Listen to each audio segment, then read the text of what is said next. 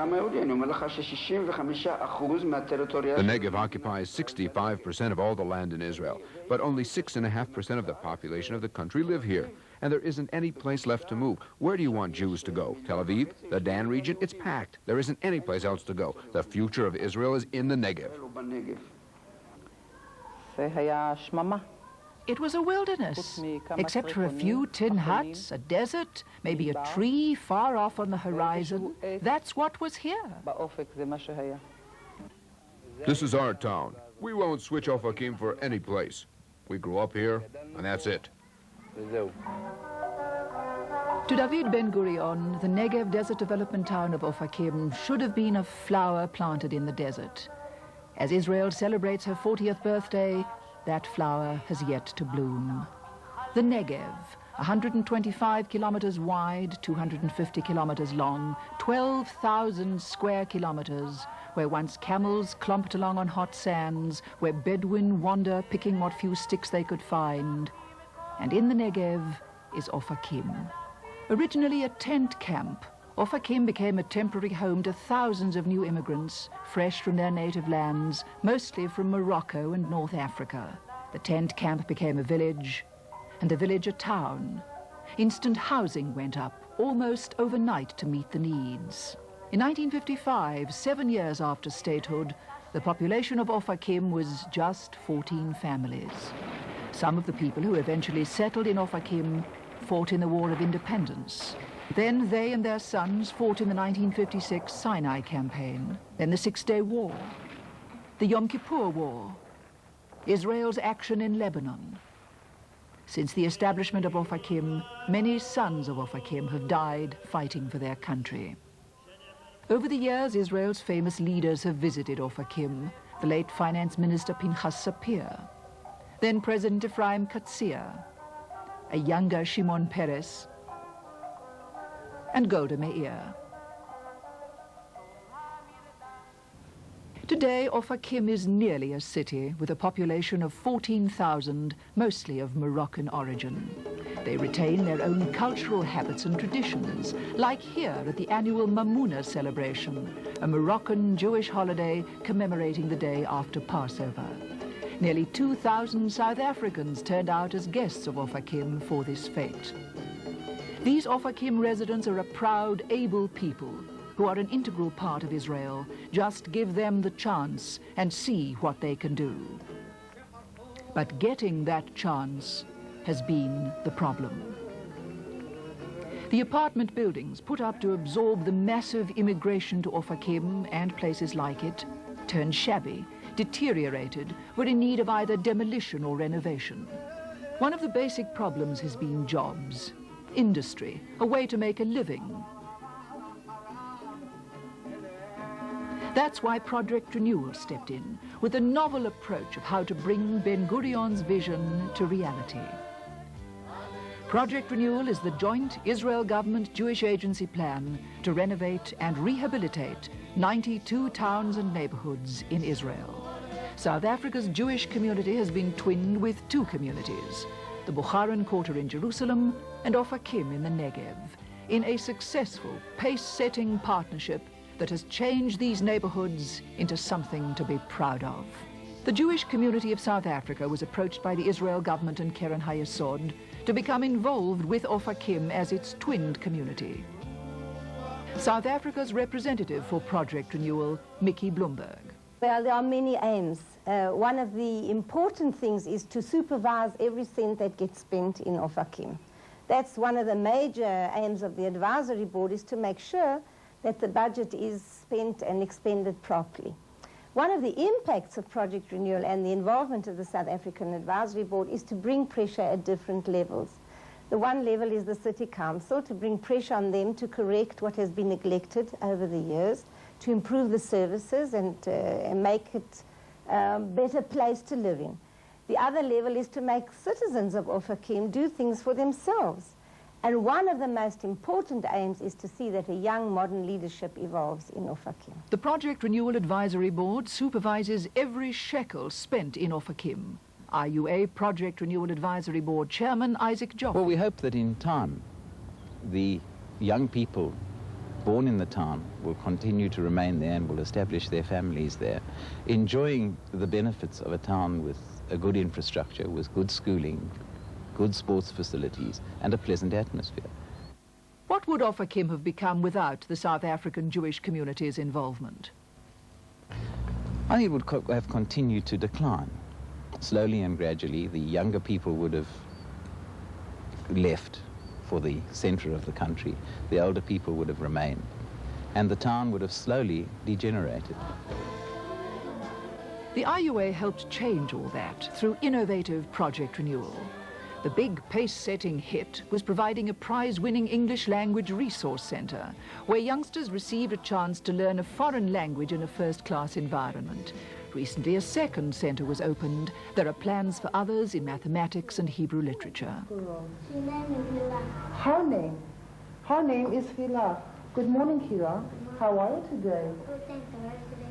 I'm okay. I am okay. I was sick, but now I am okay and I am strong. Hila, are you a girl or a boy? I'm a girl. Are you a pretty girl? The English Centre also provides the opportunity for South African youngsters to volunteer in Ophakim, where they participate as counsellors in summer camps and generally get involved in Ophakim.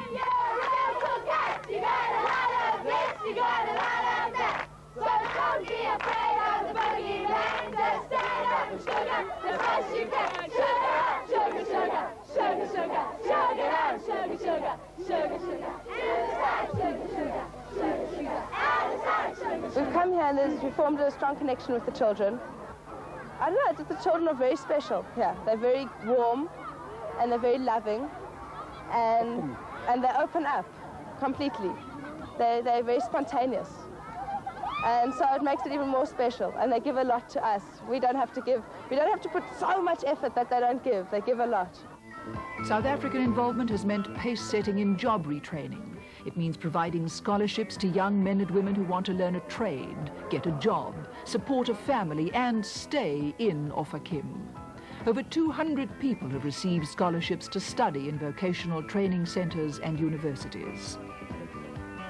Ophakim students formed a legal entity interest group to work with Project Renewal in the distribution of scholarships and to encourage other types of programs in Ophakim.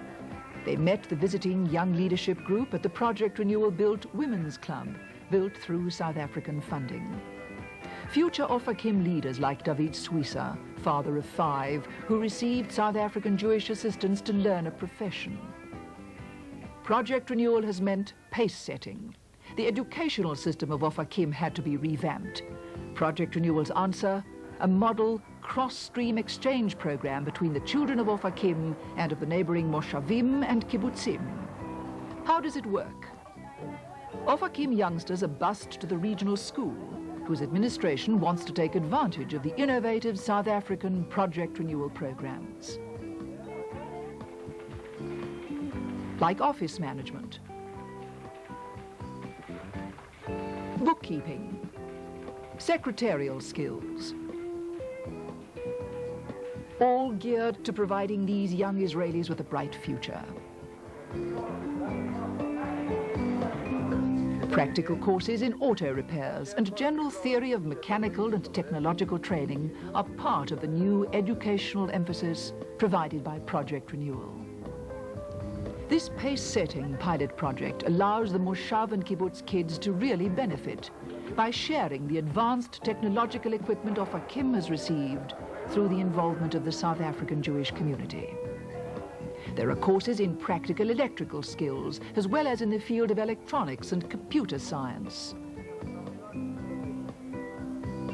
It has added a lot in a number of ways. In more education for the students, in investments here in the school, all this adds to the students' life and builds a better future for the students. If these basic improvements in education are not provided, these children will find themselves out of school and into a world that has already passed them by.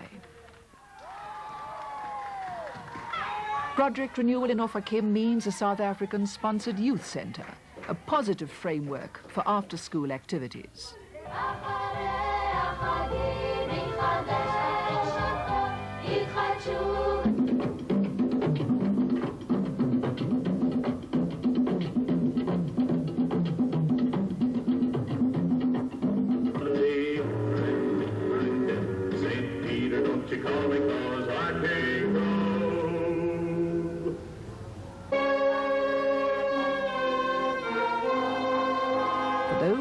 musical talent, the South African-sponsored Music Conservatory.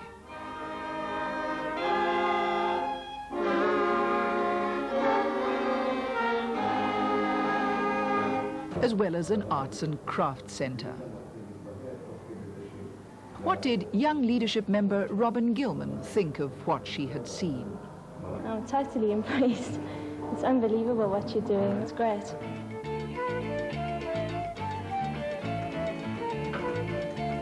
There is also a new sports hall, provided through the generous contribution of the IUA's Young Leadership Division. The group was on hand to look over the progress on the new sports hall Young Leadership was helping to build. Pace-setting innovations are the rule in Opקים. Programs like the dental clinic, equipped and subsidized by the South African Jewish community with a special volunteer program of South African dentists. I've been here now almost 3 weeks, and I've seen quite a bit of the general decay of their oral hygiene, and it is shocking. I think there's a lot of work to be done here still. What did new immigrant dentist Mark Hamburger think of the program? The need here is to start a formal preventative program, which we are very slowly doing. At the moment, we're busy treating thousands of patients that have never been to dentists before. We've got to try and educate the people to first world dentistry, and then run a preventative program so that their problems, we'll try and sort them out so that they won't recur. There is a strong ongoing women's program in Opקים. Women like Etty Cohen, who was a small child when she came from Morocco to Opkim. Here she shows her appreciation for IUA help by serving her famous shakshuka, a Moroccan delicacy. Itzhak Zipori is an active volunteer member of the local Opkim Residents Committee. Why is he involved? Deeply convinced that project renewal is important in Opkim. From meetings with the people from the South African Jewish community, they become deeply involved. They are very interested. They are very interested also in what is being done with all the funds, with all the available funds.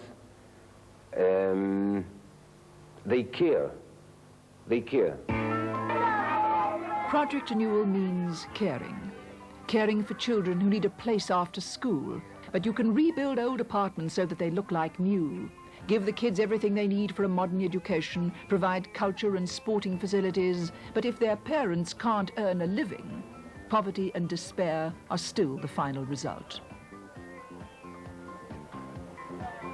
Project Renewal has taken a groundbreaking approach to this problem as well, with small business loans to men like David Dari, a second-generation Opkim resident. Without the South African help, I never would have been able to succeed this well, and I'd like to thank them.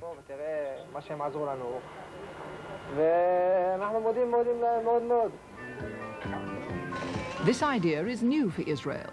The small business loans are underwritten 50-50 by the South African community and the local banks, helping to bring new business to Opkim.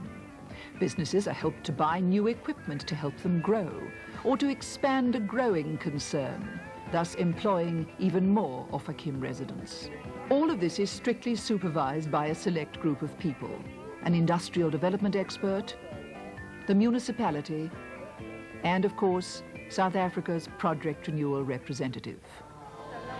Project Renewal, setting the pace in Opkim in the Negev. Innovating pilot programs that are new in Israel. You and South African jury giving Opkim a new chance. I'm not an insurance salesman, but for insurance you've got to pay a premium. And I think that says it in a nutshell. Without Israel, we don't have a future, Jews in the Golan. We would like to see the South African Jewish community much more here in visits, informal visits, create personal contacts with people from Opkim. And continue with this involvement. I think it's doing good to us, and I hope it's also doing good to the South African Jewish community. I think the impact of the involvement of the South African Jewish community in Opקים will be felt for many generations to come. The whole atmosphere in the town has changed profoundly since the project began.